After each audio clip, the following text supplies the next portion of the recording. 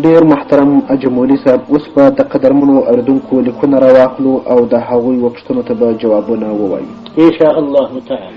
دغه اول لیک محمد ابراهیم را لېږلی پوښتنه کوي د اسلام او ایمان په مابین کښې فرق څه دی؟ بسم الله الرحمن الرحيم. نحمده ونصلي على رسوله الكريم، أما بعد. حضرات، در اسلام او ایمان دواړه مرادف هم راغلي دي په قرآن پاک. مرادف دا معنا چې د لفظ یوه معنا، لیس، اسد، غضنفر، قسوره، اغدرغام، دا ټول یو معنا لري، معنا مزري. وړیکه میډیکه دا دواړه یو شی دي. کاټ موټه د کاکړ خبره ده، وزن الاسف ودیرة الماجان، نوح نو فرق نه لري اسف وماجان.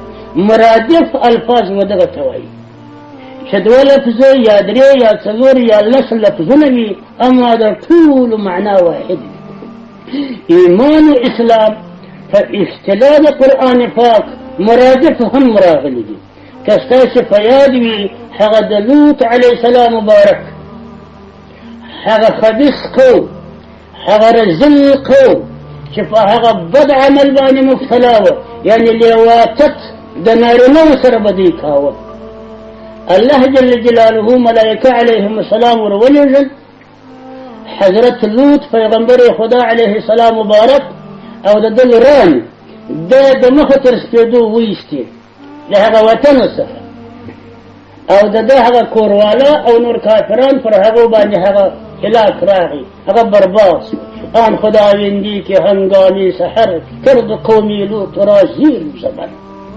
د دغه خبیث قوم په شان کې الله پاک راوړي. او اخرجنا من كان فيها من المؤمنين فما وجدنا فيها غير بيت من المسلمين. وای هغه چې مؤمنان او هغه چې مسلمانان و، الله وای هغه مې ویست. غیر د یوه کور څخه مسلمانان، الله وای بل کور نه مسلمان.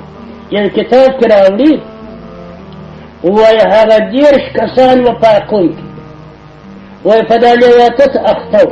نور ډول د قوم د شپې پر تهجد ولا و، مسلمانان و، د شپې تهجد یې کاوه، د خدای عذاب فراغی. هغه 10 کسان ناروا د هغو په خاطر د ګرد قوم به برباد. العیاذ بالله دا کتاب غلطي اغلطي. الله دې قبر ونړوي پر هغه چا چې دغسې غلطي جوړاوه. دا د قرآن پاک مقابله د قرآن ضد تقریر یې کړی دي. قرآن پاک وایي وأخرجنا من كان فيها من المؤمنين فما وجدنا فيها غير بيت من المسلمين. يا كور مؤمنان مسلمانان ردوت عليه السلام مبارك بنات شيء دغه هغه الله ويستر نور قرد دا سر كفار. كتاب دا خبرت كثير دون غلط نو فدر آيات مقدس كي مؤمنين او مسلمين راغلي دي دا په یو معنا دي. نو ایمان الاسلام مرادف دا منافقان فشل بني اسد بني غطفان دا براله عليه السلام مبارك دي منافقين. هل آمنا والمشخاوندان دا ايمان مراول. الله جل جلاله وعم نواله وخفى الحبيب مبارك تفرمائي صلى الله عليه وآله وصحبه وسلم. وجواب وركوة المنافقين مراد ما فيكم الإيمان راولي ولكن قولوا أسلمنا. دا خبر وكي في إسلام ولا يو دا إيمان دعوة مكوي، إيمان ولا ناس، إسلام ولا ياس. دلت جاد إيمان والإسلام فرق عليه. دا هم كلام دا الله جل جلاله، هذا ما قبل آياتنا مباركة هم كلام دا الله. دلت إيمان الإسلام سر جلاته. نو حضرات فرق هذا غدي. إيمان هذا التصديق قلبي بولي، او اسلام عمل دلا شوف.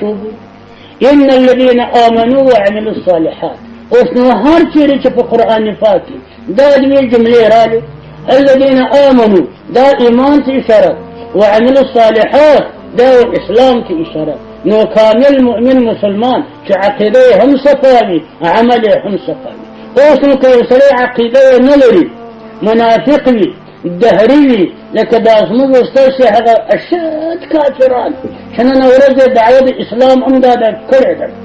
دا هغه مسلمانان بلل کېږي مؤمنان نه بلل ایمان تصدیق قلبي دی نو په ظاهر المنځ کوي او ژر نشي دعوه د اسلام کوي کلمه وایي اما هلته په حقیقت کې په باطن کې دا د علم بچی دا کسان مؤمنان نه دي مسلمانان دي او که یو سړی ایمان ولري بیا لمونځ نه کوي عقیده صفا د لمونځ نه کوي آخرت مني خدای پاک مني علیه السلام مبارک مني پر قرآن پاک ایمان راوړي ټول ضروریات دیني منلي دي مؤمن دی اما چې اودس لمونځ یې نشته اسلام یې بیا پکې کې نشته نو ایمان معنا په زړه منل او اسلام معنا لمونځ روژه اودس خلاص شو عمل کول بیا دغه فرق دی والسلام